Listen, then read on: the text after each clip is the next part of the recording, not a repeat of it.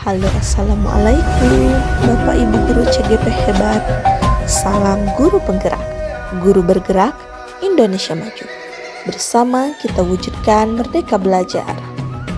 Saya Sinta Nur Hakiki, calon guru penggerak angkatan 7 dari SDN 4 Bayongbong, Kabupaten Garut. Di bawah pimpinan fasilitator Bapak Dedi Hermawan MPD dan pengajar praktik Bapak Oman Suryaman SPD.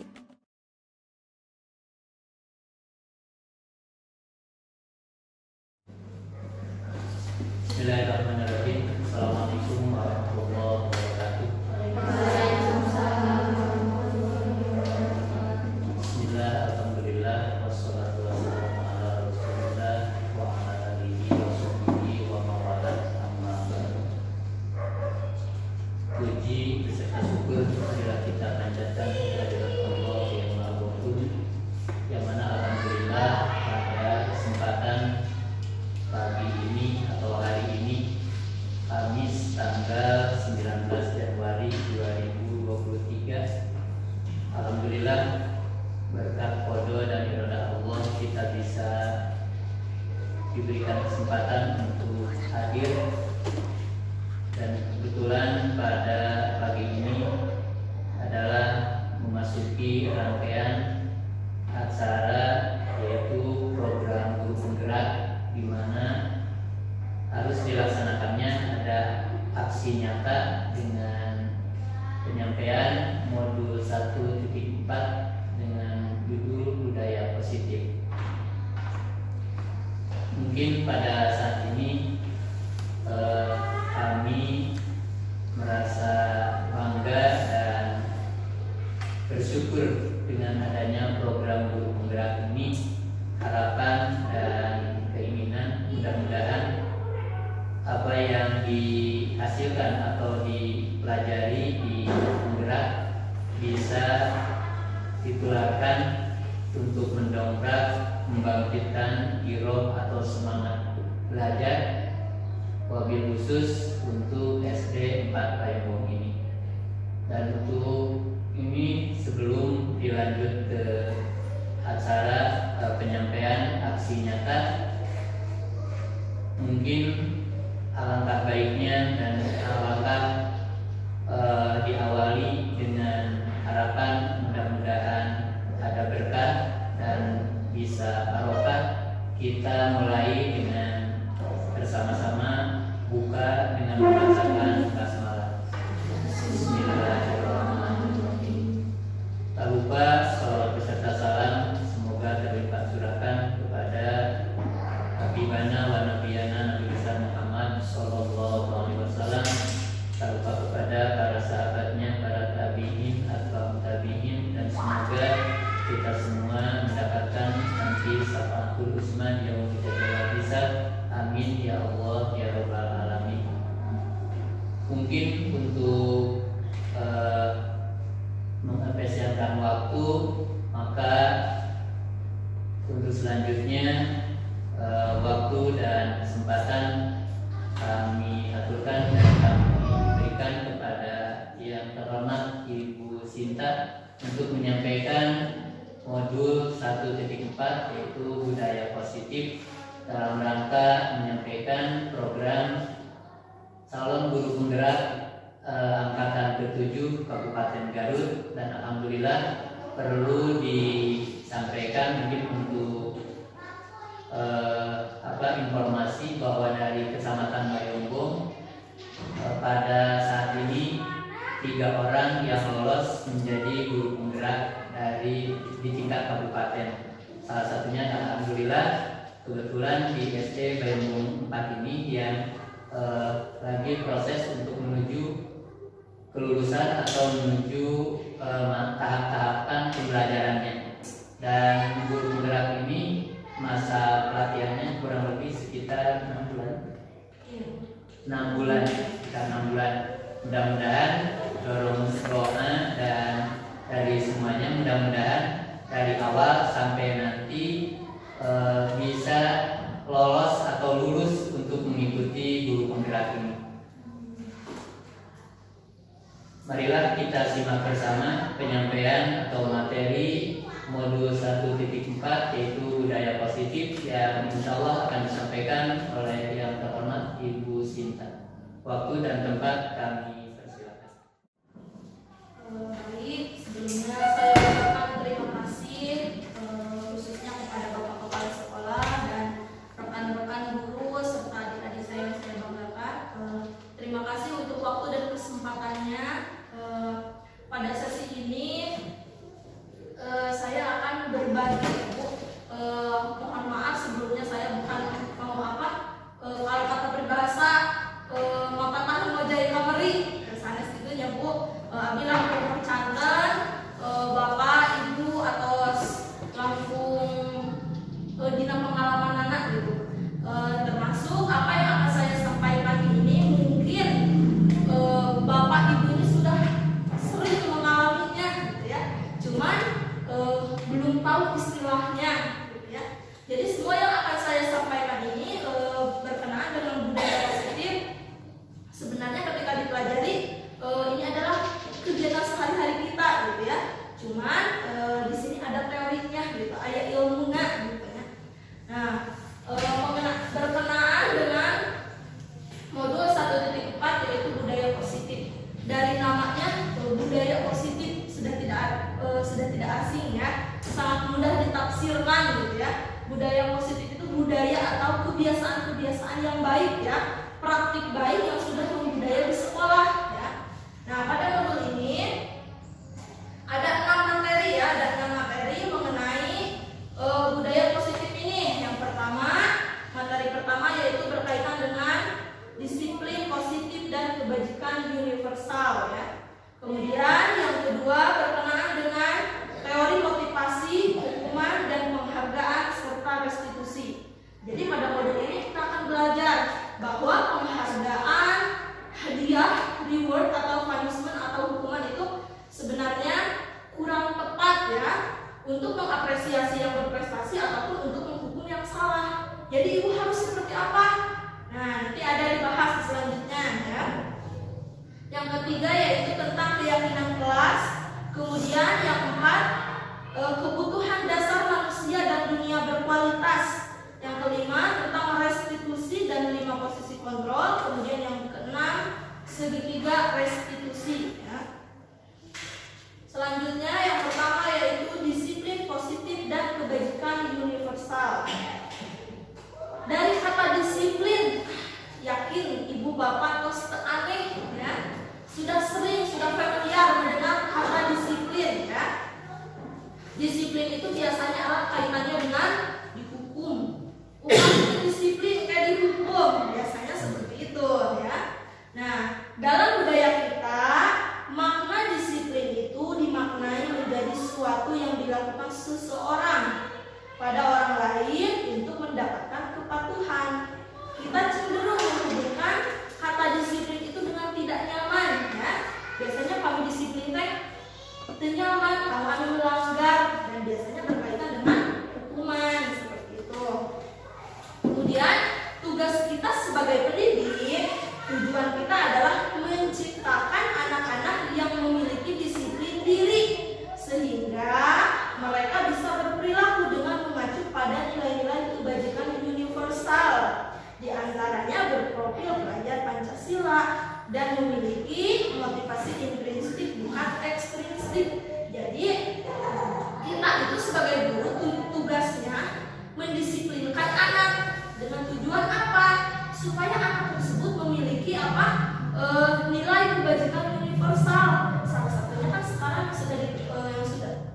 yang sudah ramai ya, bahwa kita harus menciptakan siswa yang berprofil pelajar Pancasila dengan 6 dimensi nilai kebajikan universal ya. Kemudian tugas kita adalah membangun motivasi intrinsik anak ya, bukan ekstrinsik. Jadi motivasi intrinsik ini motivasi atau yang timbul dari keinginan diri sendiri, kesadaran sendiri gitu ya. Jadi yang perlu kita bangun sekarang itu si anak itu kan kita tujuannya sekarang nih menciptakan anak yang merdeka ya. Merdeka itu seperti apa? Bukan diajarkan bebas ya. Mau anak seperti apa? Mau masuk bukan ya. Tapi menciptakan anak yang hati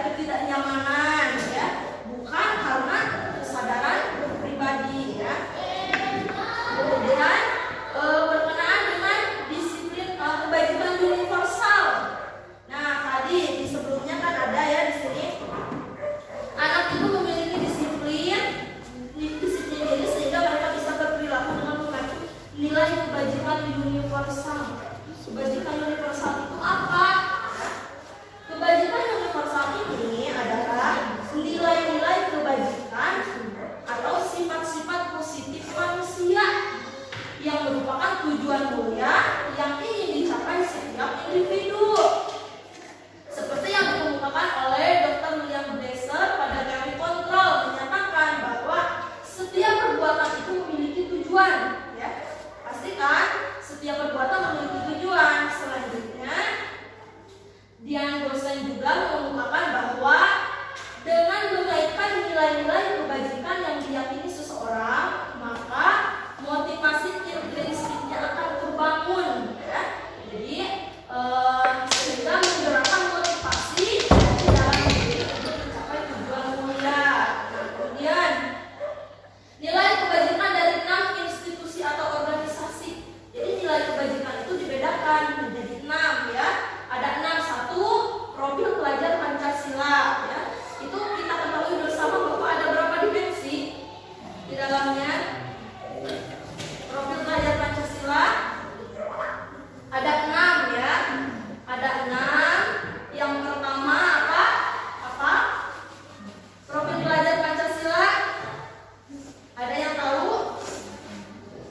Nah, yang pertama, beriman, bertakwa kepada Tuhan Yang Maha Esa serta berakhlak mulia. Nah, jadi kita sebagai guru sekarang dituntut untuk menciptakan murid itu pertama yang beriman, bertakwa, kemudian berakhlak mulia. Lalu murid yang mandiri, bernalar kritis, berkebinekaan global, bergotong royong, dan kreatif, ya. Kemudian nilai kebajikan itu ada lagi dari primary years program, ya. Toleransi, rasa hormat, integritas, dan lain-lain. Kemudian ada 9 pilar karakter.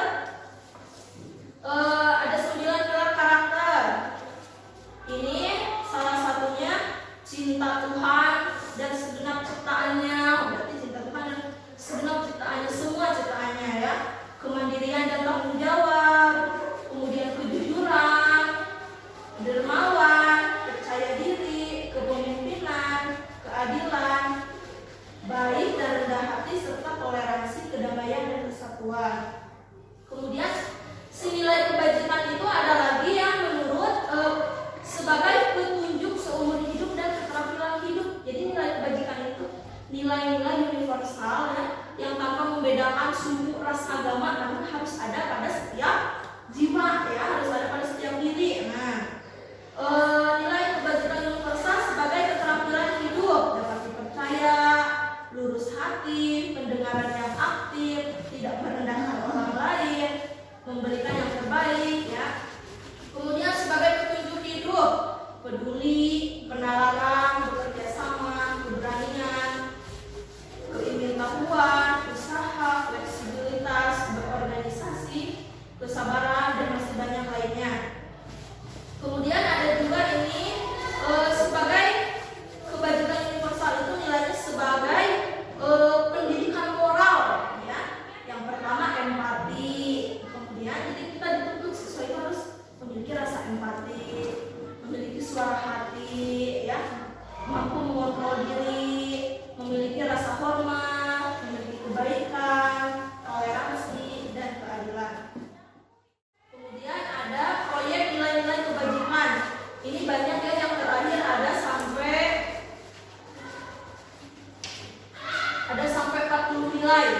Kurang lebih sama, ya, seperti peduli, keterus-terangan, komitmen, belas kasih, percaya diri, pokoknya nilai-nilai kebaikan, ya, yang perlu ada pada diri kita. Kemudian selanjutnya, nah, 6 profil pelajar Pancasila yang tadi, ya. Yang pertama, beriman, bertakwa kepada Tuhan Yang Maha Esa, dan berakhlak mulia. Kemudian yang kedua, mandiri, bernalar kritis, berkebinekaan global, bergotong royong, dan kreatif. Nah, kemudian ini mengenai motivasi, ya, teori motivasi. Nah, Dian Gosen menyatakan ada 3 perilaku manusia, ya. Jadi 3 motivasi, jadi 3 motif, 3 alasan manusia melakukan sesuatu, ya. Yang pertama, untuk menghindari tidak nyaman atau hukuman, seperti tadi yang sudah dijelaskan. Kemudian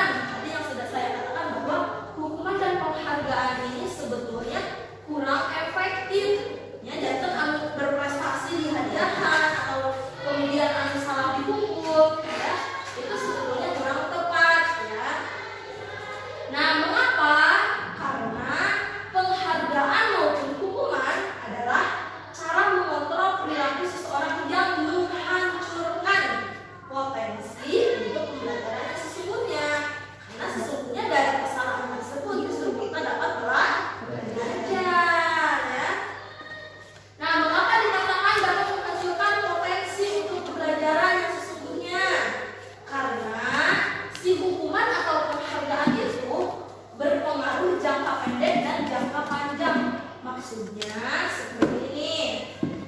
Ya. Pengaruh jangka pendek dan jangka panjang. Penghargaan itu efektif jika kita menginginkan seseorang melakukan sesuatu yang kita inginkan, ya, dalam jangka waktu pendek dan pertanyaan pukul berlaku nanti misalnya beresan kelas ibu dikasih nilai 80. Nah, dia kan akan melakukan, tapi cuma untuk sekarang. Ayo kamu juga ketika dikasih nilai 80 ada beres. Ya, kemudian jika kita menggunakan penghargaan lagi dan lagi, maka orang tersebut akan bergantung pada penghargaan yang diberikan serta mereka kehilangan motivasi dari dalam diri. Jadi kehilangan keinginannya itu, kesadarannya itu karena terbiasa dengan penghargaan. Kemudian jika kita mendapatkan penghargaan untuk melakukan sesuatu yang baik, maka selain kita senantiasa berharap mendapatkan penghargaan tersebut. Jadi ketika kita tanpa disadari kita belajar melakukan kebaikan, kita mengharapkan ngarep-ngarep gitu ya, mendapatkan hadiah atau apa. Kita pun menjadi tidak menyadari tindakan baik yang kita lakukan. Kemudian yang kedua, penghargaan itu tidak efektif, ya. Suatu penghargaan adalah benda atau peristiwa yang diinginkan, yang dibuat dengan persyaratan hanya jika Anda melakukan hal ini, maka Anda mendapatkan penghargaan yang diinginkan. Seperti tadi, ketika Anda melaksanakan kebersihan, beberes, dikasih nilai 80. Nah, ya, seperti itu. Kemudian, jika saya mengharapkan suatu penghargaan dan tidak mendapatkannya, maka saya akan kecewa. Jadi Anda stabilitas beberes, ya. Tapi tadi ibunya tadi taruh aja.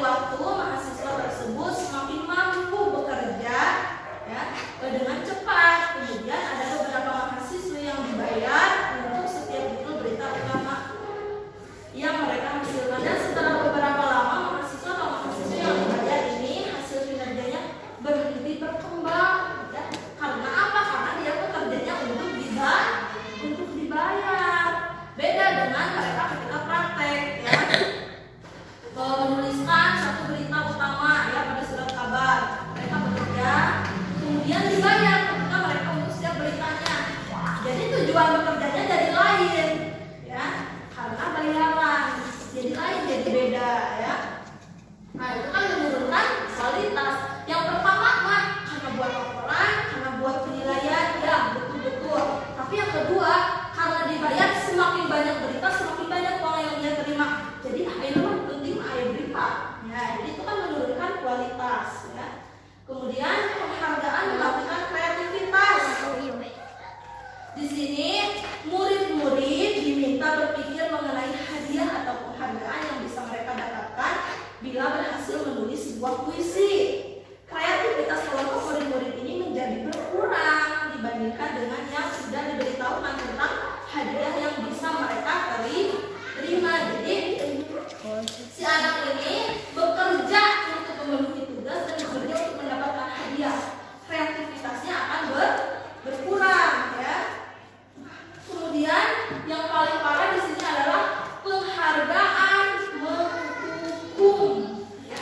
Jadi penghargaan itu bukan membangkitkan motivasi anak, ya, bukan nambah semangat anak, tapi justru penghargaan itu dapat menghukum. Misalnya di sini ada contohnya. Penghargaan menghukum mereka yang tidak mendapatkan penghargaan, misalnya dalam sistem ranking, ya. Mereka yang tidak mendapatkan ranking akan merasa dihukum. Wah, karena apa? Apa yang mereka kerjakan itu tidak misalnya tidak sesuai harapan, ya. Kemudian memberikan penghargaan dan hukuman adalah hal yang sama, karena keduanya mencoba mengendalikan perilaku seseorang. Karena orang pada dasarnya tidak suka dikendalikan, ya. Dalam jangka waktu lama, penghargaan akan terlihat sebagai hukuman. Jika suatu penghargaan diharapkan, namun Anda tidak mendapatkannya dan Anda akan merasa dihukum. Ya. Kemudian yang terakhir yaitu motivasi dari dalam diri atau intrinsik, ya. Saat seorang anak belajar untuk pertama kali menggabungkan huruf-huruf, misalnya, dia menyadari bahwa ia dapat membaca. Kemudian timbul pijar di matanya dan sebuah senyuman di wajahnya, ya. Jadi ketika si anak lagi belajar menggabungkan kata menjadi kalimat atau menggabungkan huruf menjadi kata, ketika dia menyadari tadi terus biasa kan senyum, ya, dia itu. Namun anak tersebut begitu gembira bahwa ia telah mempelajari dan menguasai suatu keterampilan baru. Kesadaran akan kemampuannya bahwa dia sudah dapat membaca sesungguhnya sudah merupakan sebuah penghargaan. Jadi itu penghargaan yang sesungguhnya, ya. Jadi yang dia dapat dari dalamnya sendiri dan dia sadari sendiri, ya. Kemudian jika memberikan penghargaan kepada seorang anak pada saat dia sedang merasa bangga dengan pencapaian diri, maka kita akan mengambil kegembiraan saat itu. Nah, jadi kita akan tadi, ya, anak sudah menyadari dia bisa sendiri dan tersenyum bahagia. Sesungguhnya kan penghargaan yang sesungguhnya itu. Tapi ketika sama kita dikasih hadiah nih, nah jadi akan beralih, ya, akan beralih fokusnya, gitu. Jadi nanti kedepannya dia motivasi untuk belajarnya lain, gitu, ya, bukan dari dirinya sendiri. Nah, kemudian selanjutnya yaitu mengenai restitusi. Nah, berdasarkan sudah dijelaskan bahwa penghargaan dan hukuman itu tidak tepat, ya. Jadi harus seperti apa, Bu? Nah, di sini ada, ya, ada teorinya yaitu berkenaan dengan restitusi.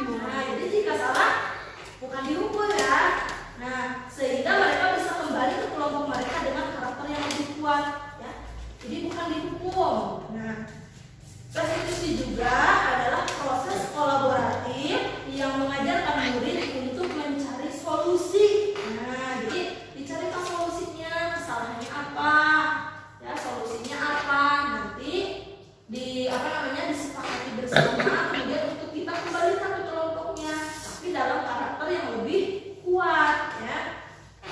Nah, dan membantu murid berpikir tentang orang seperti apa yang mereka inginkan, bagaimana mereka harus memperlakukan orang lain. Kemudian restitusi juga membantu murid menjadi lebih memiliki tujuan, disiplin positif, dan memulihkan dirinya setelah berbuat salah. Penekanannya bukanlah pada bagaimana perilaku untuk menyenangkan orang lain atau menghindari ketidaknyamanan, namun tujuan dari restitusi adalah untuk menjadikan orang yang menghargai nilai-nilai kebajikan yang mereka percaya. Nah, kemudian ibu, apa nilai-nilai kebajikan yang mereka percaya itu? Ya. Nah, nilai kebajikan yang mereka percaya itu salah satunya kita upayakan dengan membuat keyakinan kelas. Jadi untuk mereka sebagai acuan untuk mereka bertindak dalam keseharian. Oh, kelas kita ini sepakat nih nilai yang harus kita laksanakan, kita sepakati, yang kita jaga, kita kembangkan di sekolah adalah nilai apa aja. Nah, kan tadi nih nilai kebajikan yang persatu yang banyak ya, dari Pancasila yang ada 6 itu.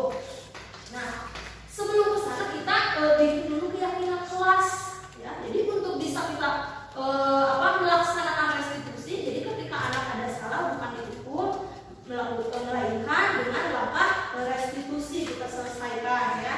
Nah, sebelum bisa kita melakukan restitusi itu, kita harus membuat dulu keyakinan kelas ya. Keyakinan kelas itu apa? Meyakini nilai-nilai kebajikan universal yang disepakati secara tersirat dan tersurat, lepas dari latar belakang suku, negara, bahasa maupun agama. Nah, diharapkan setiap kelas itu mempunyai keyakinan kelas ya. Jadi tidak hanya kelas saya aja ya. Berharapnya dari kelas 1 sampai 5 juga memiliki keyakinan kelas yang nantinya boleh dipandu sama bapak ibu gurunya ya.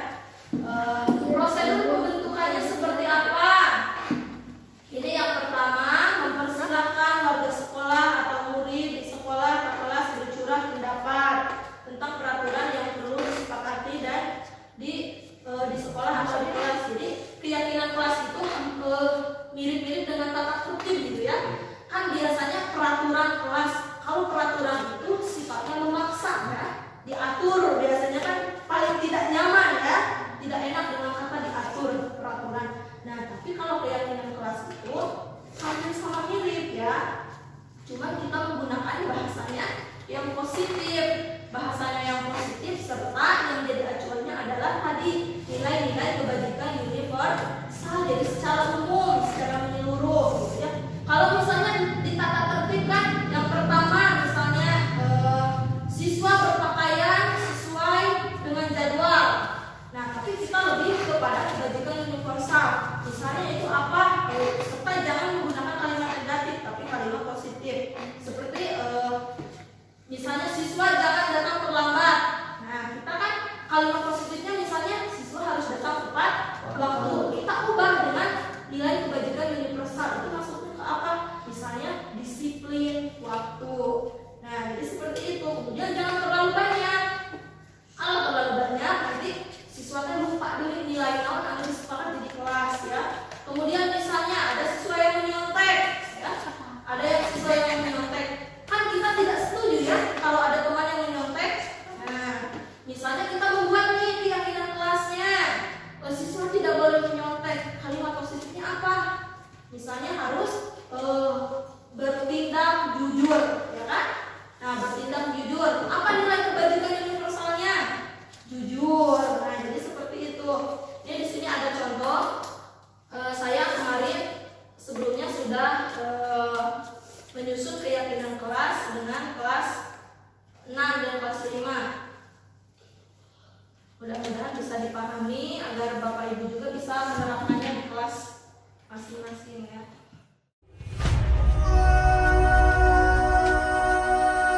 Bismillahirrahmanirrahim. Assalamualaikum warahmatullahi wabarakatuh. Waalaikumsalam warahmatullahi wabarakatuh.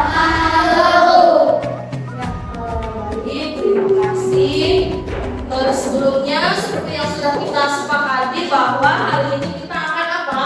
Membuat keyakinan kelas. Ya, membuat keyakinan kelas. Apa itu keyakinan kelas? Keyakinan kelas itu suatu nilai yang harus kita yakini, laksanakan, dan tentunya kita sepakati bersama ya, kita sepakati bersama. Nah, hari ini kita buat keyakinan kelasnya. Nilai apa nih yang akan kita yakini, yang akan kita laksanakan untuk menciptakan kelas yang bagaimana? Yang bersih, bisa. Yang apa lagi? Yang rapi. Terus apa lagi? Yang tertib. Yang nyaman, yang indah. Nah, itu bisa ya. Untuk mewujudkan sebuah kelas itu kita harus seperti apa? Sekarang boleh kalian tuliskan di kertas, ya, di kertas. Kalian mau kelas ini seperti apa dan harus apa yang kalian lakukan. Misalnya, ini kasih contoh. Misalnya, kalian mau nggak kalau ada teman kalian yang nyontek? Nggak mau ya. Nah, berarti kalian harus apa tulisnya? Ya, tidak boleh menyontek. Betul ya. Berarti di kelas ini semua sepakat tidak boleh menyontek. Cuman ditulisnya dengan bahasa yang positif. Bahasa yang positif itu yang gimana? Jangan yang negatif kan. Kalau tadi ada tidak boleh, berarti itu kalimat negatif. Kita ubah menjadi kalimat positif seperti apa? Kalau menyontek itu jujur tidak? Tidak. Berarti gimana kalimat positifnya? Harus bertindak jujur. Betul? Nah, harus bertindak jujur. Sama kan dengan tidak boleh menyontek?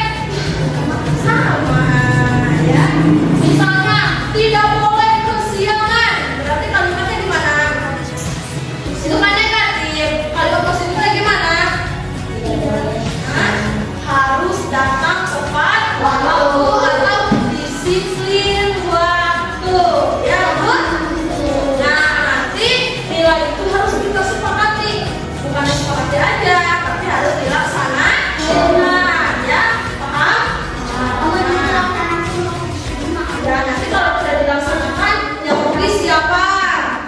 Diri sendiri. Yang buat kita yang menginkarya. Jadi kita yang membuat, kita harus yang melaksanakan ya. Bisa dimengerti? Nah, sekarang ini dikasih kertas, kalian tulis di sini, nanti ditempel ya, tempel di whiteboard. Kita apa namanya sepakati bersama, kita sortir ya. Siap? Ya, boleh ya. Nih boleh ditulis di sini, nanti tinggal ditempel.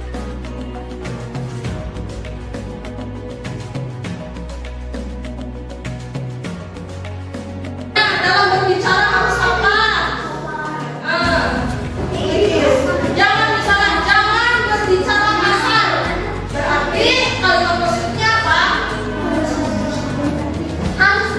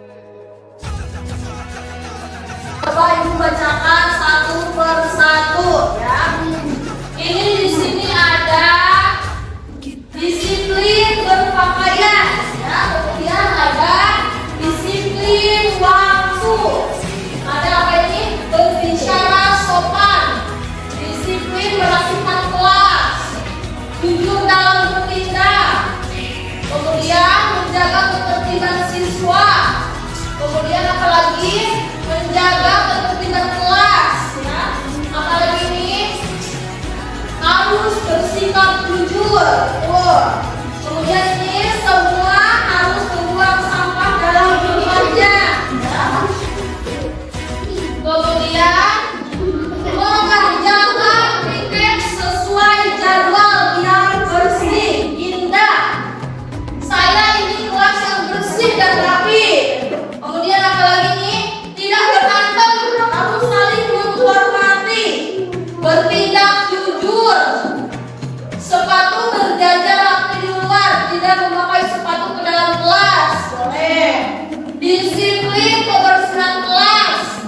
Boleh. Kemudian meja harus rapi, tidak ada sampah. Ya. Oke, sekarang kita simpulkan nih. Di sini yang pertama adalah disiplin berpakaian. Ya. Berarti kita harus disiplin berpakaian. Kalau hari Senin seragamnya apa? Oh, merah putih. Kalau hari Jumat, kalau hari Sabtu, kemudian ada apa lagi ini? Disiplin waktu. Kalau disiplin waktu bagaimana?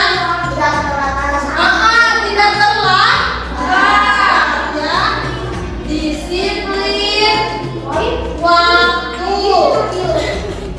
Disiplin waktu. Kemudian apa lagi? Disiplin merapikan kelas. Ada nggak disiplin merapikan kelas? Ya. Maksudnya menjaga kebersihan kelas. Ya. Di sini menjaga kebersihan kelas. Kemudian ada apa lagi ini? Jujur dalam bertindak, harus bersikap jujur. Nah, ya berarti apa? Bersikap jujur.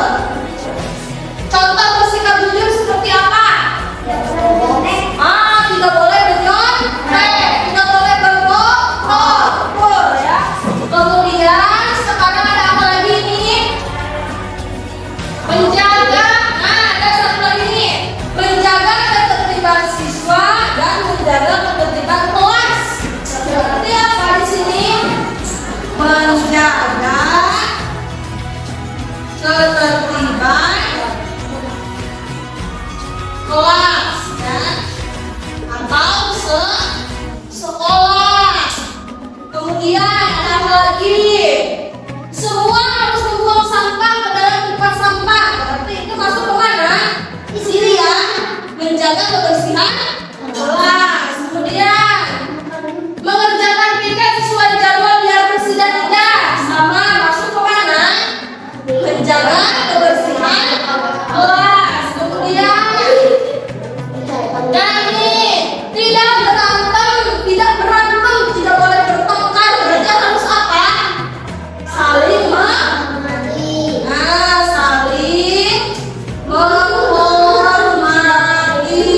ya. Atau menghargai. Terus dari ini berapa orang? 20 orang, ya. Nah, dapat disimpulkan ada 6 nilai, ya. Ada 6 nilai yang harus kita yakini dan harus kita laksanakan. Yang pertama apa? Hari. Yang pertama apa? Yang kedua? Yang ketiga? Empat? Lima? Yang keenam?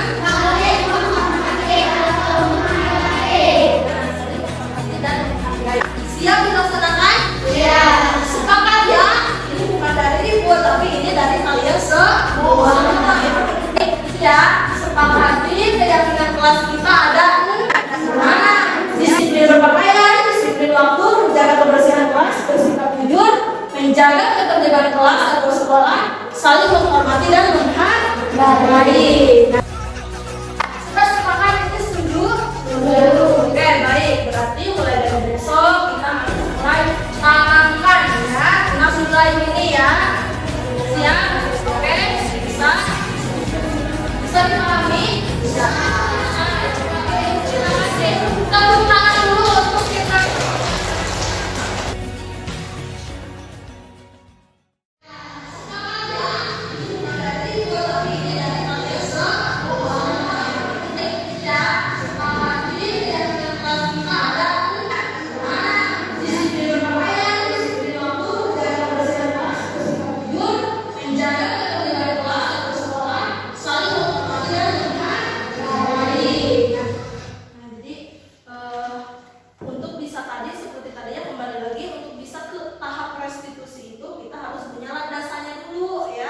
Landasannya yaitu keyakinan kelas yang kita susun seperti barusan, kurang lebihnya seperti itu.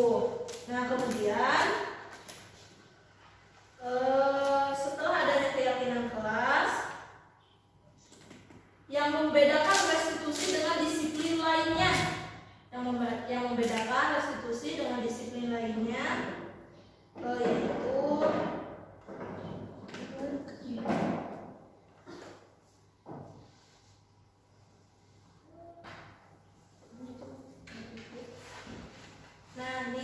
yang membedakan restitusi dengan disiplin lainnya. Restitusi itu bukan menebus kesalahan, tapi belajar dari kesalahan. Ya. Kemudian restitusi itu memperbaiki hubungan. Restitusi juga tawaran, bukan paksaan. Karena nanti pada pelaksanaannya kita yang akan menawarkan ya solusinya, coba mau seperti apa gitu. Jadi bukan kita yang menentukan harus seperti ini, tidak ya.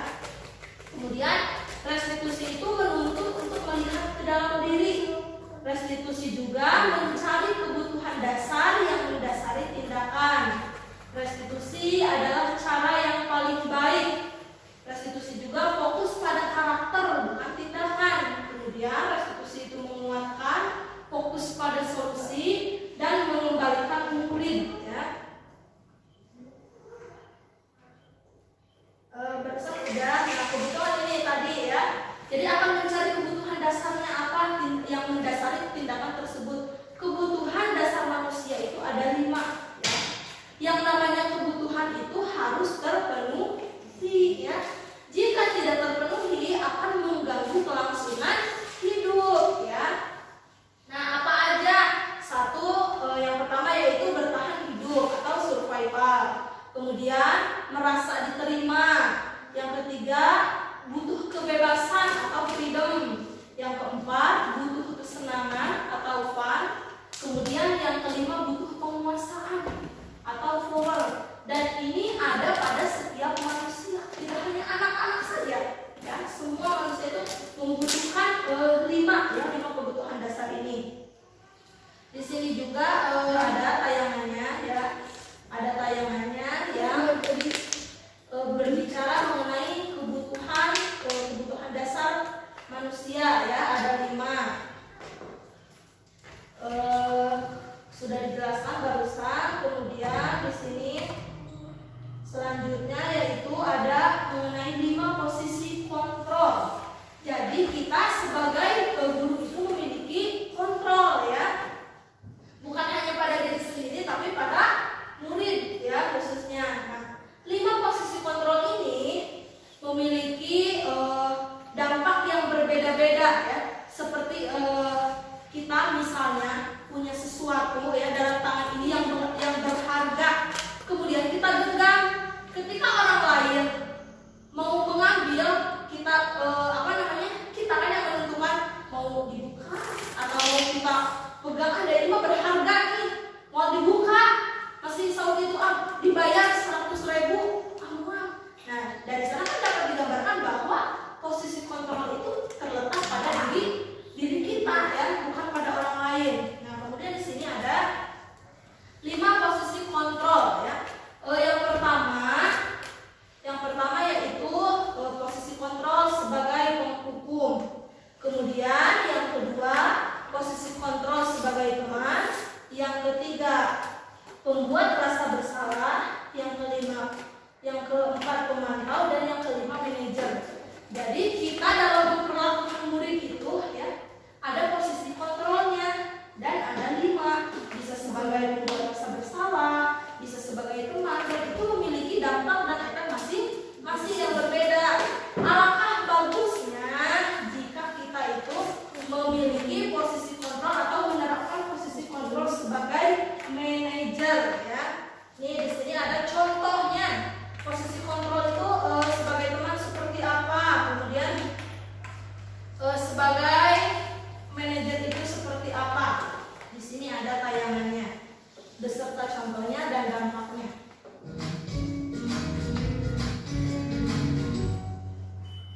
Salam bahagia Ibu dan Bapak Guru hebat. Dalam penerapan disiplin positif restitusi, salah kontrol. 5 posisi kontrol dalam restitusi adalah proses perjalanan seorang pendidik agar dapat mengenali dirinya. Pada video kali ini, kita akan membahas tentang 5 posisi kontrol yang dikembangkan oleh Diane Dawson dan contoh penerapannya.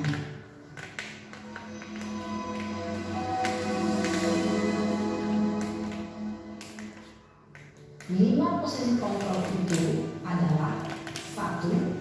Posisi penghukum, 2. Posisi pembuat merasa bersalah, 3. Posisi teman, 4.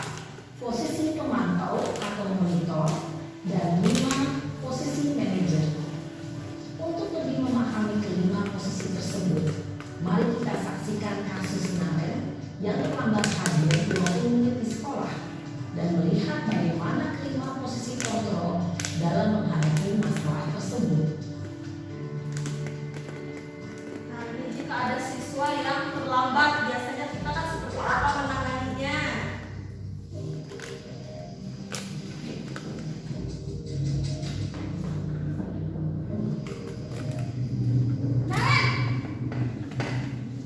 Sini kamu.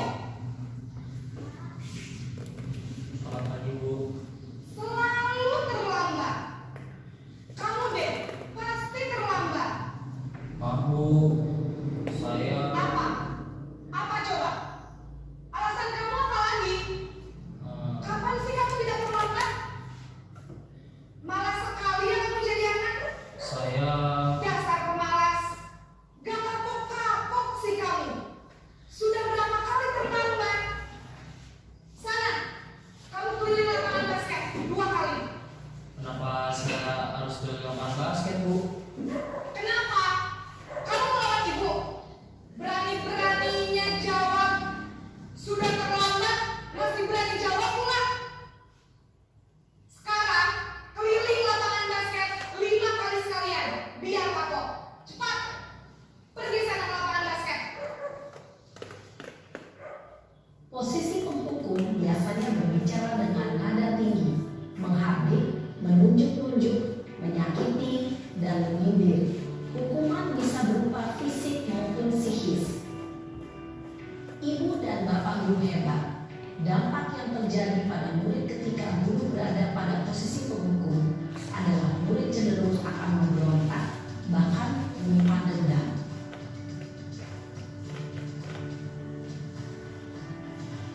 Posisi yang kedua ya, membuat merasa bersalah.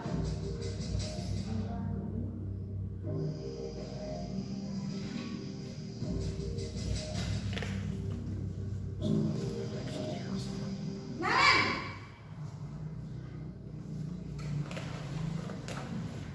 Selamat pagi, Bu.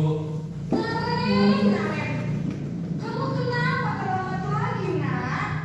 Ya Tuhan, Naren. Kamu senang ya bikin ibu susah ya? Kalau kamu terlambat lagi, nanti ibu yang ditegur bapak kepala sekolah, nak. Disangka ibu tidak bisa membina kamu. Duh, gimana ini? Maaf, Bu. Duh, Gusti Naren, Naren. Kamu suka ya kalau ibu ditegur bapak kepala sekolah? Terus, sekarang ibu harus tulis apa ini di buku absen? Ini kamu sudah sering terlambat loh. Ibu harus apa coba? Maaf, Bu. Maaf sekali. Ya sudah, lain kali jangan bikin ibu susah lagi ya, nak ya. Ibu tidak akan kuat lagi kalau kamu begini terus. Bisa jantungan kalau ibu tegur bapak kepala sekolah. Sana cepat ke kelas. Maaf ya, Bu.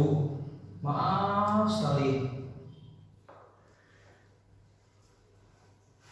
Posisi pembuat rasa bersalah berbicara dengan nada tenang, cenderung lembut, namun kata-kata yang diutarakan membuat murid merasa menjadi orang yang gagal, memandang buruk dirinya sendiri, merasa tidak berharga, dan tidak sanggup membahagiakan orang lain. Ketika guru mengambil posisi pembuat rasa bersalah, murid akan menganggap dirinya yang bersalah dan ia akan menyimpan emosi negatif tersebut di dalam dirinya.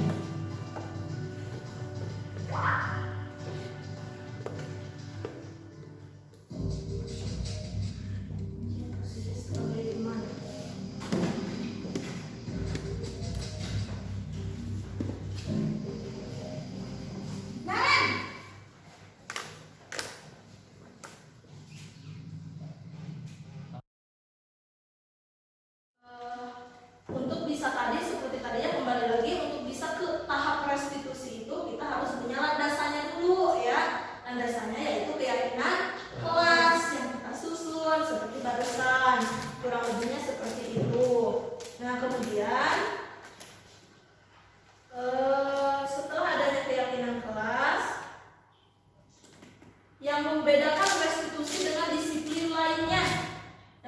Yang membedakan restitusi dengan disiplin lainnya yaitu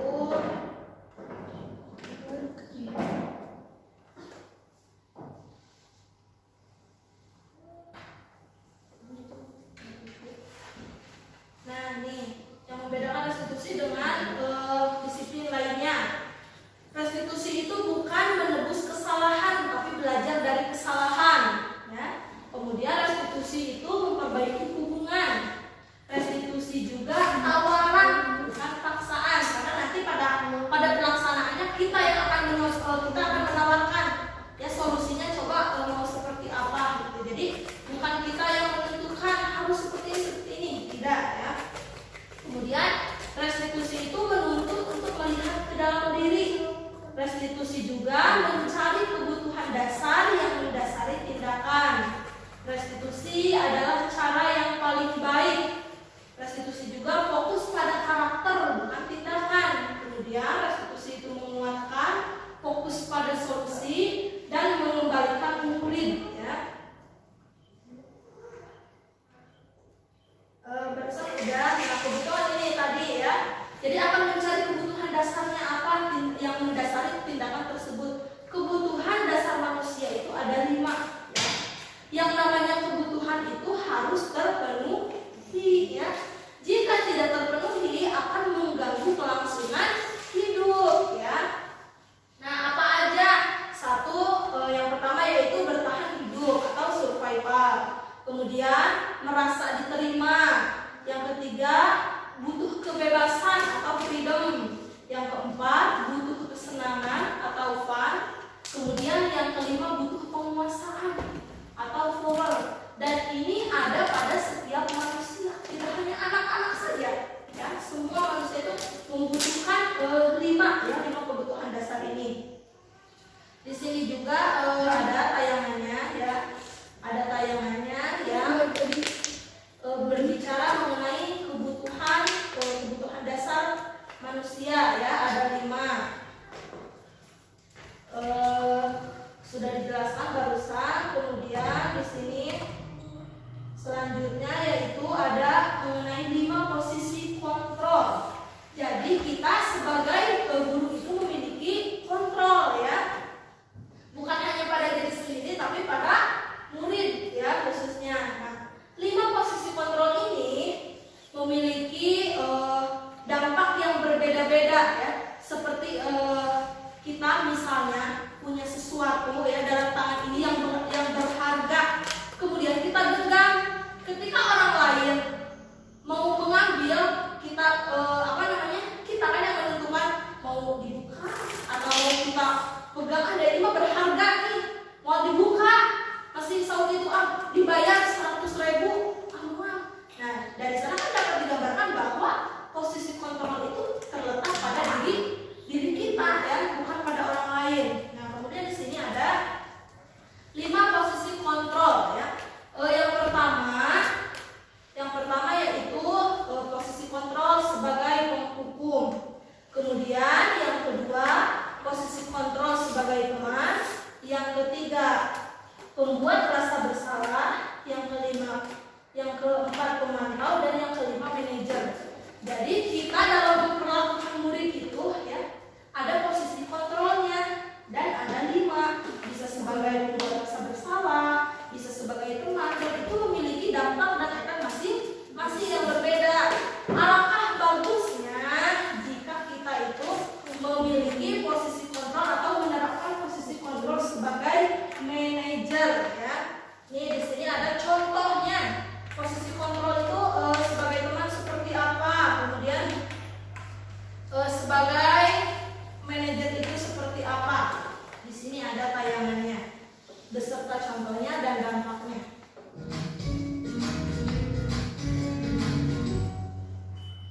Salam bahagia Ibu dan Bapak Guru hebat. Dalam penerapan disiplin positif restitusi, salah satu program yang dikembangkan adalah 5 posisi kontrol. 5 posisi kontrol dalam restitusi adalah proses perjalanan seorang pendidik agar dapat mengenali dirinya. Pada video kali ini, kita akan membahas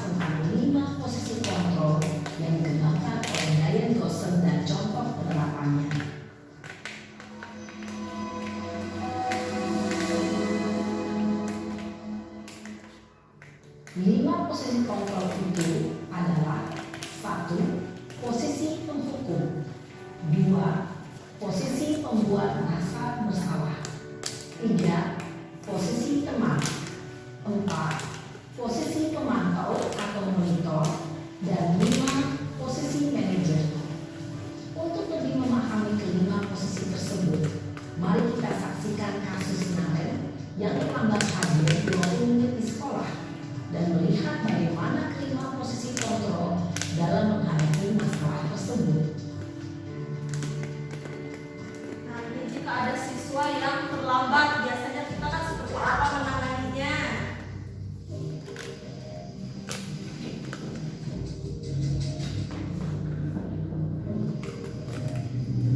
Naren, sini kamu. Selamat pagi, Bu. Selalu terlambat. Kamu deh, pasti terlambat. Maaf, Bu. Saya Apa? Apa coba? Alasan kamu apa lagi? eh, Kapan sih kamu tidak terlambat? Malas sekali ya kamu jadi anak. saya Dasar pemalas. Gak kapok-kapok sih kamu. Sudah berapa kali terlambat? Sana, kamu keliling lapangan basket 2 kali. kenapa saya harus ke lapangan basket, Bu? Kenapa? Kamu melawan ibu? Berani-beraninya jawab. Sudah terlambat, masih berani jawab pula. Sekarang, keliling lapangan basket 5 kali sekalian. Biar kapok. Cepat. Pergi sana ke lapangan basket. Posisi penghukum biasanya berbicara dengan nada tinggi, menghardik, menunjuk-nunjuk, menyakiti, dan menyindir.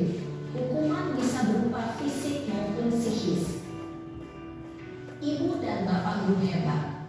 Dampak yang terjadi pada murid ketika guru berada pada posisi penghukum adalah murid cenderung akan memberontak, bahkan menyimpan dendam.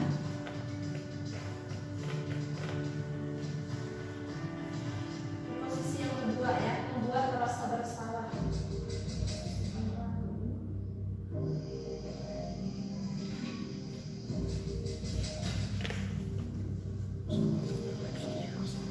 Naren,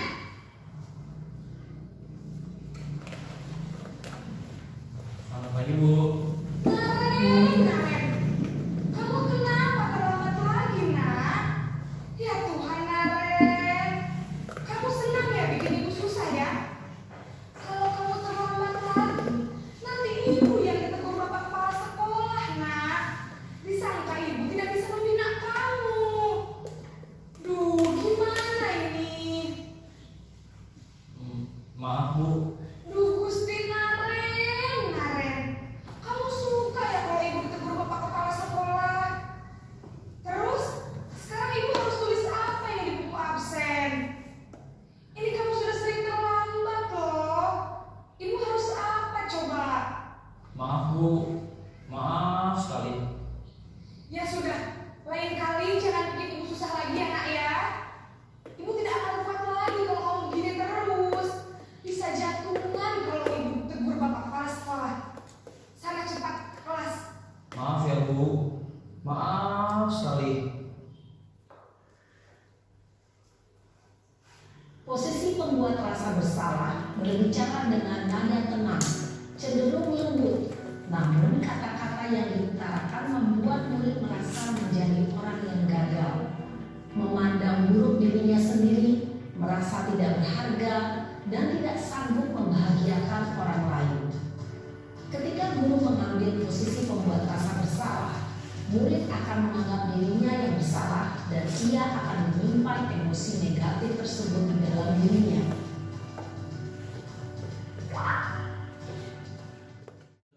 Gak kekenjar, Bu. Ya sudah sana. Nanti lain kali larinya lebih kenceng lagi ya. Biar gak terlambat lagi. Bikin seneng ibu. Demi ibu. Bisa kan? Bisa lah, Bu. Ya sudah sana masuk kelas. Ibu beresin urusan absen kamu. Kamu ini ada-ada saja. Dalam posisi teman, guru berbicara dengan cenderung bersenda gurau untuk menjaga suasana tetap santai. Murid akan merasa senang, aman, dan akrab dengan guru. Identitas yang tercipta adalah identitas sukses atau berhasil. Namun, perlu diingat, karena ini masih dorongan eksternal, maka ada faktor ketergantungan dari murid kepada orang tertentu. Di sini, guru aksennya, sehingga di lain waktu, murid bisa berperilaku baik, namun hanya kepada orang-orang tertentu saja.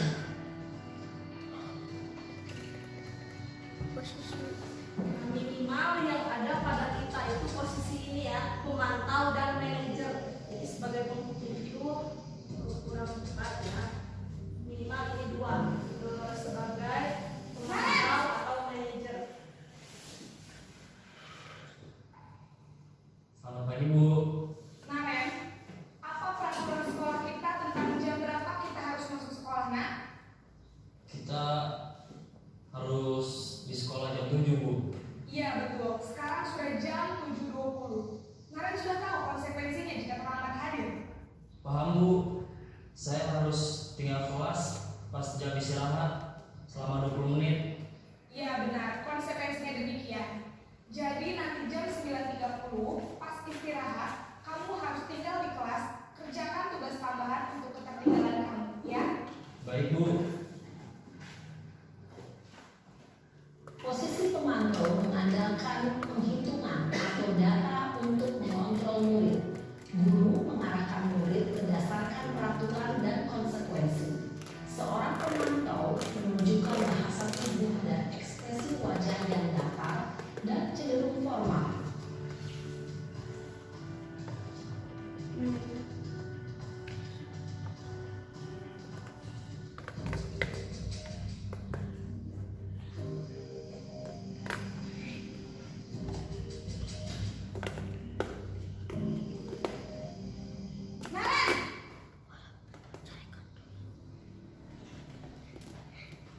Selamat pagi Bu. Selamat pagi, Naren. Maaf Bu, saya terlambat. Iya, sekolah masuknya jam 7, sekarang sudah jam 7.20. Jadi sekarang bagaimana ini, Naren? Maaf, Bu. Saya lupa setel alarm saya semalam. Baiklah, menurut kamu, keyakinan sekolah yang mana yang perlu kamu tingkatkan? Menghargai diri sendiri dan orang lain mungkin ya, Bu. Setuju. Jadi, apakah Naren meyakini prinsip saling menghormati tersebut? Iya, Bu. Saya meyakininya. Apakah Naren bersedia memperbaiki masalah keterlambatan ini? Bersedia, Bu. Bagaimana kamu akan perbaiki masalah keterlambatan ini? Saya akan coba untuk tidak lupa menyetel alarm saya, Bu. Baik, kalau Naren lupa menyetel alarm di rumah, ada orang yang kira-kira bisa bantu mengingatkan tidak?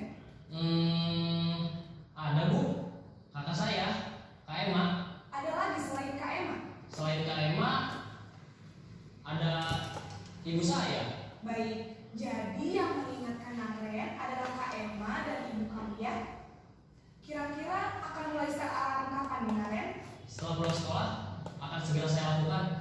Baik, jadi Naren akan setel alarm untuk bangun besok pagi dan akan diingatkan oleh kakak dan ibu dan Naren ya. Ada lagi yang mungkin perlu dilakukan, Naren? Agar tidak terlambat bangun lagi. Tidak ada, Bu. Baik, Naren. Terima kasih untuk kerjasama kamu. Sekarang kamu perlu kembali ke kelas untuk belajar. Baik Bu, terima kasih.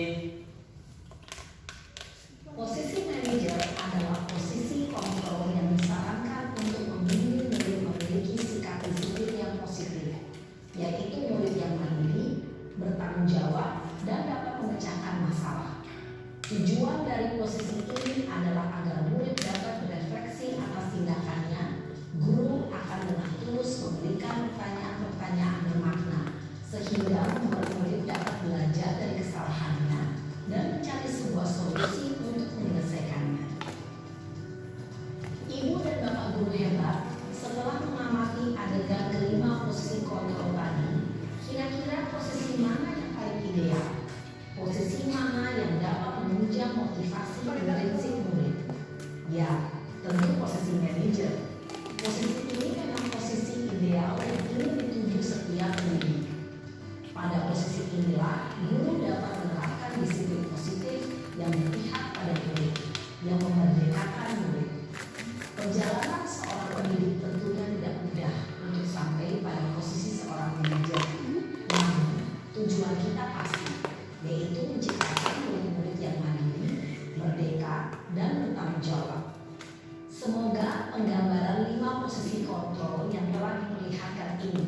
dapat menjadi ajang refleksi bagi kita semua agar dapat terus mengasah dan menerapkan disiplin positif yang memerdekakan murid.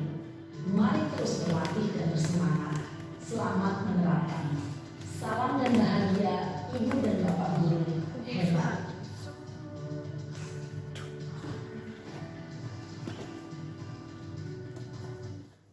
Nah, kurang lebih prinsip-prinsip seperti itu ya Bapak Ibu. Jadi menghukum itu tidak dibenarkan ya. Menghukum tidak dibenarkan. Lalu bagaimana kalau menghukum jangan? Nah, seperti barusan yang diperlihatkan, yang paling disarankan yaitu posisi kontrol sebagai manajer, di mana kita itu menyadarkan dia, kemudian menyuguhkan solusi ya. Jadi memberikan dia oke dengan konsekuensi, tapi bukan hukuman ya, bukan hukuman tapi dengan konsekuensi. Adapun tadi solusi-solusinya sudah ditampilkan ya, ada dalam contoh. Kemudian ini yang terakhir, selain 5 posisi kontrol, ada juga yaitu segitiga restitusi.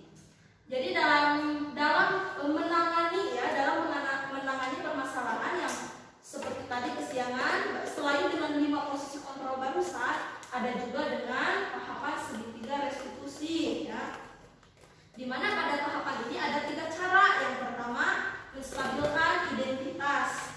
Kemudian yang kedua, validasi tindakan yang salah.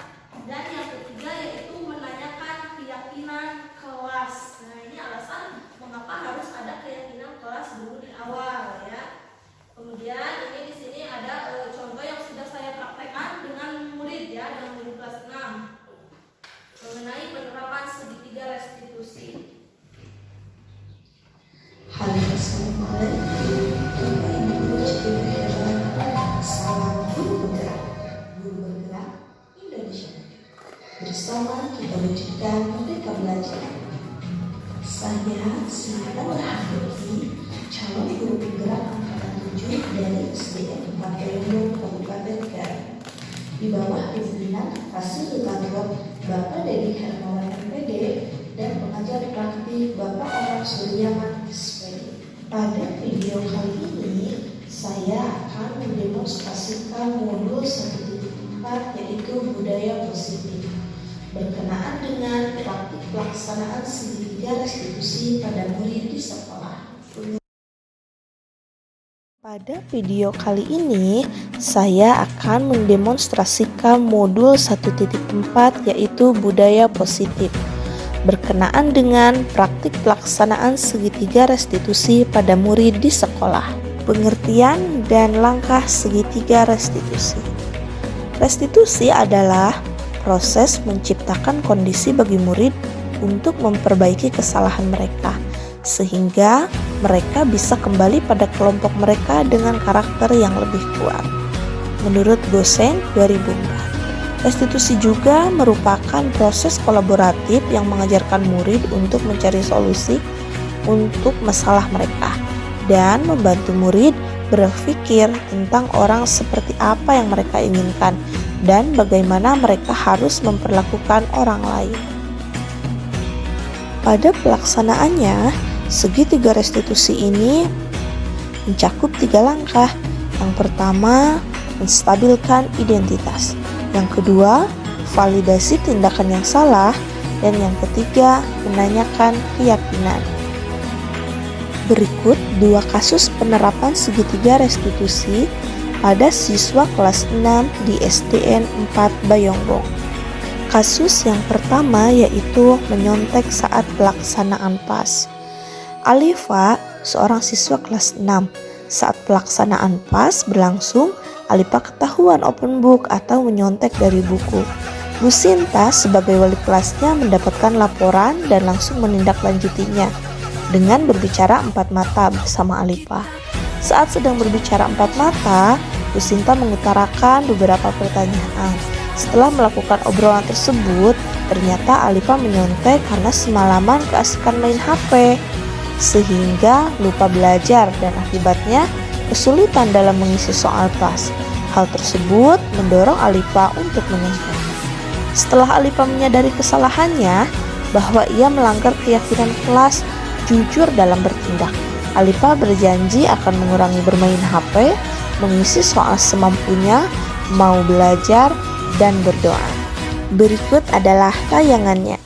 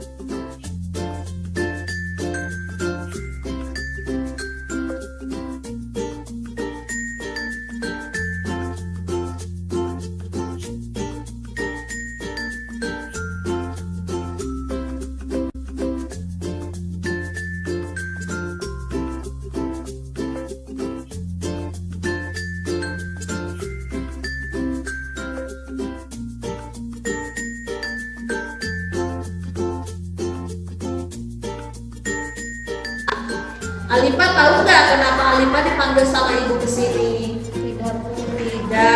Oke.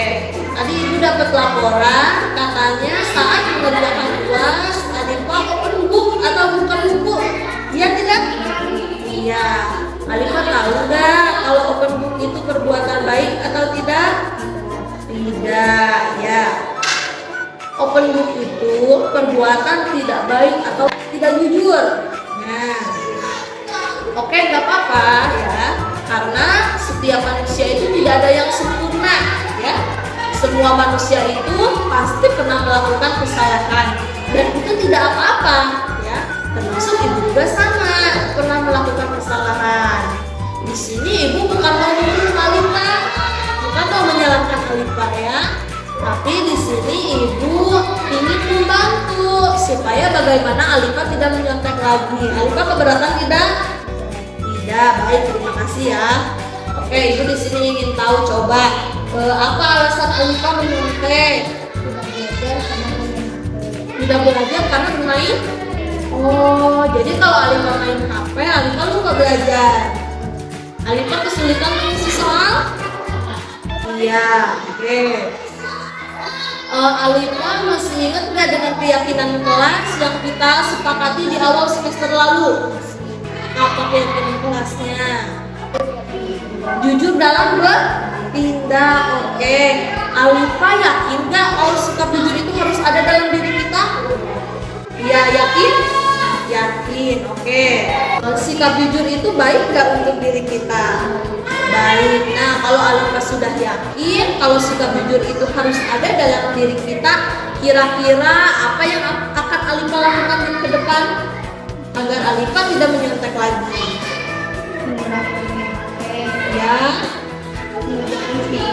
mengerjakan semampunya, belajar dan berdoa. Ya, itu bagus ya. Mengurangi bermain HP, belajar, mengerjakan semampunya dan berdoa. Ya, kira-kira kapan ini akan Alifa mulai lakukan? Sekarang. Ya, mudah-mudahan Alifa bisa menepati janjinya ya, mengurangi bermain HP, belajar, bisa semampunya, kemudian Alifa bisa mengisi dengan percaya diri dengan hasil yang lebih baik. Siap Alifa? Siap. Dilakukan dari kapan? Dari sekarang. Oke, makasih ya Alifa. Oke. Baik, selanjutnya kasus yang kedua, yaitu tidak melaksanakan jadwal piket kebersihan. Doni adalah siswa kelas 6. Tepat hari Sabtu, Bu Sinta wali kelasnya mendapatkan laporan dari rekan satu regu kerja Doni bahwa Doni tidak membantu membersihkan kelas. Bu Sinta langsung menindaklanjuti Doni dengan memanggil dan membahasnya. Setelah Bu Sinta gali, ternyata Doni mengakui bahwa dia tidak membantu membersihkan kelas padahal jadwalnya, dengan alasan sudah ditunggu teman di luar dan berjanji mau bermain. Doni pun menyadari akan kesalahannya bahwa ia telah melanggar keyakinan kelas, yaitu bertanggung jawab terhadap diri sendiri, orang lain, dan lingkungan. Setelahnya, Doni pun berjanji tidak akan mengulangi kembali, dan kalaupun posisi seperti ini terulang, Doni akan mengkomunikasikannya dengan bermain menyusul. Berikut tayangannya.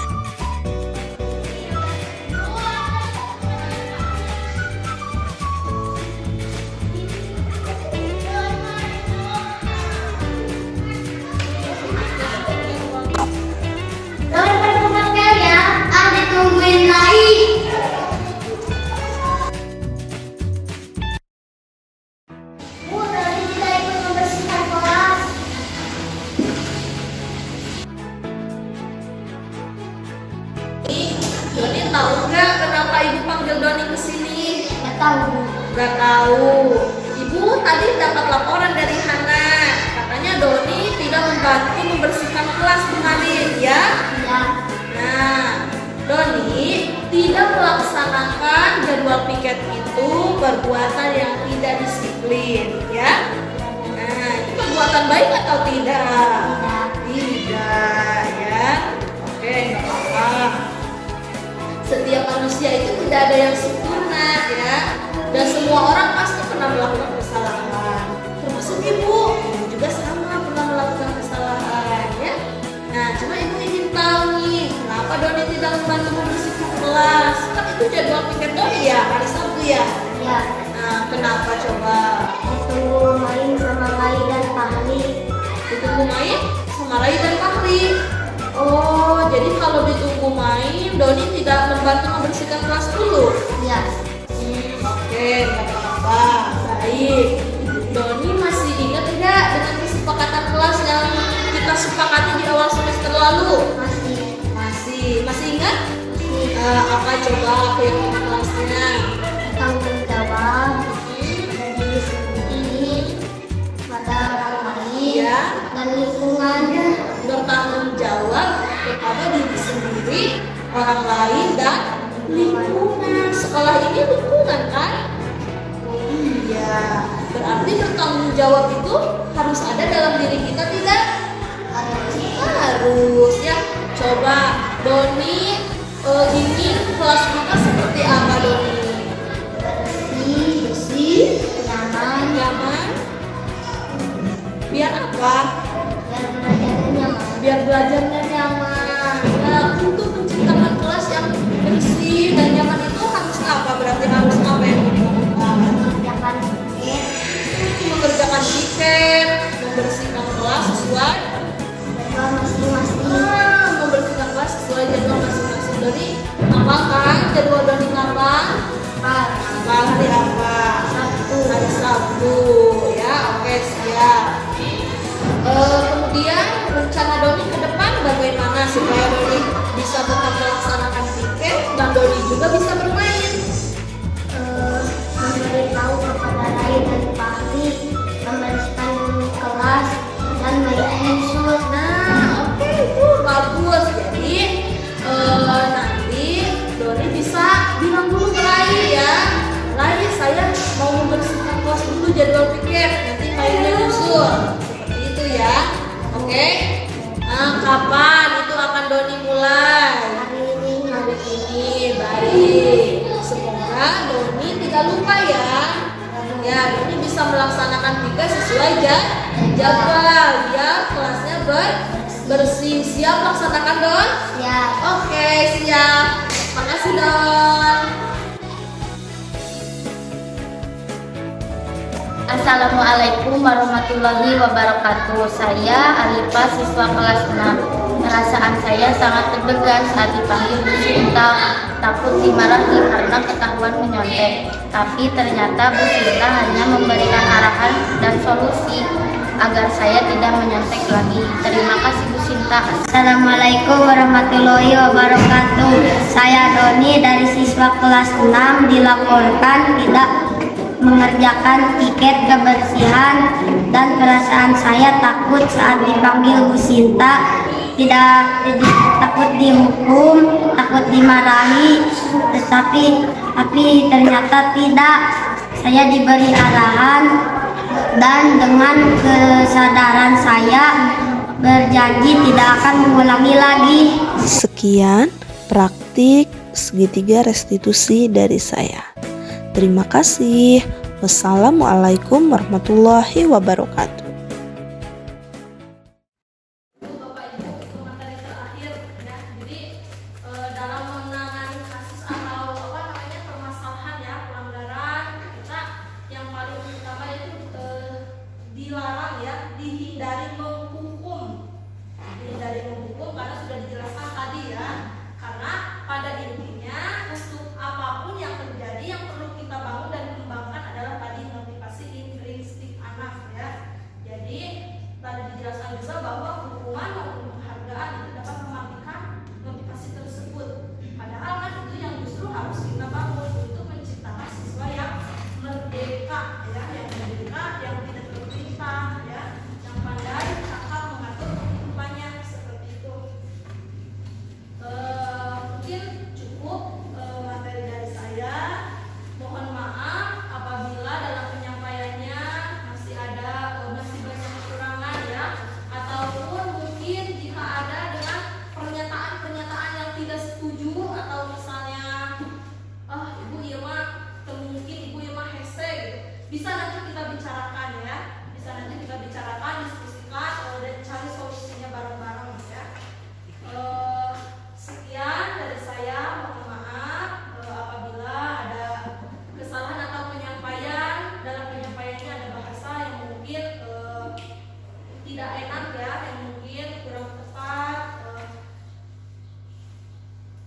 Mungkin cukupkan sekian dari saya. Terima kasih atas perhatiannya, terima kasih atas waktunya. Semoga apa yang saya sampaikan ini dapat bermanfaat ya, khususnya untuk saya pribadi, umumnya untuk Bapak Ibu semua, dan besar harapan saya untuk dapat sama-sama dipraktekkan ya di lingkungan sekolah ini. Jadi tidak hanya saya, tapi saya mengajak Bapak Ibu semua juga ya untuk ikut mempraktekannya. Sekian, terima kasih. Wabillahi taufiq wal hidayah. Wassalamualaikum warahmatullahi wabarakatuh.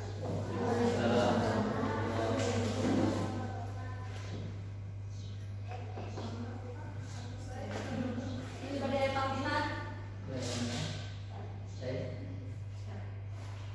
Alhamdulillah dari awal sampai akhir penyampaian materi tentang dalam rangka aksi nyata, yaitu mengambil judul modul 1.4 yaitu budaya positif, dengan berakhirnya tayangan atau penyelesaian tentang bagaimana cara menyampaikan atau menyikapi siswa yang terlambat atau siswa yang menyontek ketika sedang mengisi soal pas, dan juga ada siswa yang tidak melakukan kegiatan piket di kelasnya. Mungkin dari ulasan atau penyampaian materi juga tayangan video bisa kita simak bersama, dan harapannya mudah-mudahan bisa direalisasikan di kelas masing-masing. Itu yang menjadi harapan kami, dan mungkin bermanfaat sekali khususnya bagi adik-adik yang masih sedang menimba ilmu di kuliahan. Tentu mungkin nanti lebih dalam lagi untuk praktek, walaupun di SD 4 Lembung ini baru masuk 2 hari praktek di kelas. Tentunya bagaimana nanti menyikapi siswa yang tentu berbagai macam karakteristik atau berbagai macam sikap juga terlihat kalau masuk di kelas 2 yang jumlah siswanya ada berapa? Ada 16, tentu 16 macam ya. Bagaimana kita menyikapi siswa yang di kelas 2 atau yang sudah masuk di kelas 4, tentunya bagaimana cara menyikapi atau mempelajari sikap siswa di kelas 4. Begitupun di kelas 6, kelas 5 dan kelas 1, tentu yang siswa itu berbagai macam latar belakang, juga berbagai macam sifat dan kelakuannya. Tentu menjadikan modal utama seorang guru itu harus sebelum menyampaikan materi atau sebelum masuk ke kelas, paham dulu tentang kondisi kelas, juga memahami sikap siswa. Dan mudah-mudahan lewat materi yang disampaikan oleh Ibu barusan bisa bermanfaat dan ada hikmah, juga bisa dilaksanakan wabil khusus bagi ibu-ibu guru yang ada di sekolah ini.